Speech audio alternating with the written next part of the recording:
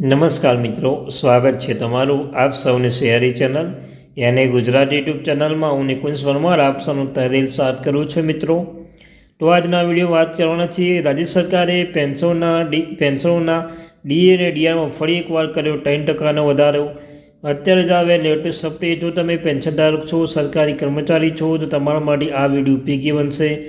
Video શરૂ કરતાં પહેલાં ચેનલમાં નવા છો ચેનલ સબસ્ક્રાઈબ કરી લો। તમને ચેનલ પર સરકારી કર્મચારી, નિવૃત્ત કર્મચારી, પેન્શનધારક બાબતે, જેમના પગાર બાબતે, ડીએ, ડીઆર, એચઆરએ અન્યતા કોઈ પણ અપડેટ આવે તો પણ જાણ કરવામાં આવશે। તો ચાલો જાણીએ આજની મહત્ત્વની અપડેટો। પેન્શનધારકો અને સરકારી કર્મચારીઓ તેમના ડીએ બાબતે એટલે મોંઘવારી ભથ્થા અને મોંઘવારી રાહતમાં એક મહત્ત્વની અપડેટ આપવામાં આવી છે। તો ચાલો જાણીએ આજની આ મહત્ત્વની અપડેટ। તો મિત્રો, સરકારી કર્મચારીઓ અને પેન્શનની મોંઘવારી ભથ્થામાં ડીએમાં સમાંતરે વધારાની આતુરતાની રાહ જોઈએ છે। તાજેતરમાં ગુજરાત સરકાર તેના કર્મચારીઓને પેન્શન માટે રાહતના સમાચાર આપ્યા છે, એટલે કે સારા સમાચાર આપ્યા છે। બુધવારે રાજ્ય સરકાર મોંઘવારી ભથ્થામાં 3% વધારવાની જાહેરાત કરી હતી।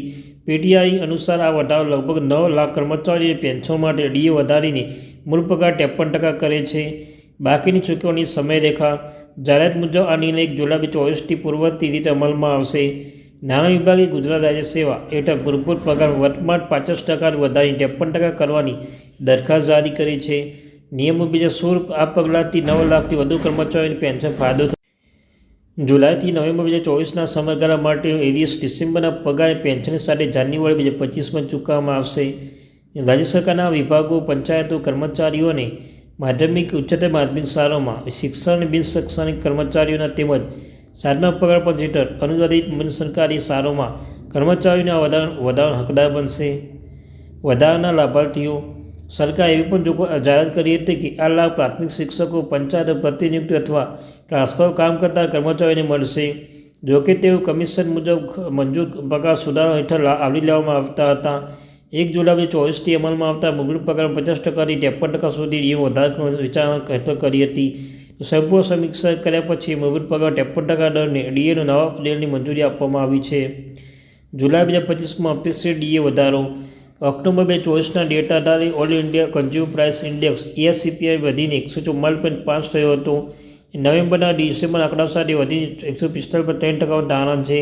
આનાથી જાન્યુઆરી 2025થી મોંઘવારી ભથ્થું ડીએ વધીને 54% થઈ શકશે। દિવાળી પહેલાં ઓક્ટોબર 2024માં જાહેર કરાયેલા વધારાને પગલે હાલમાં સરકારી કર્મચારી ડીએમાં 53% છે।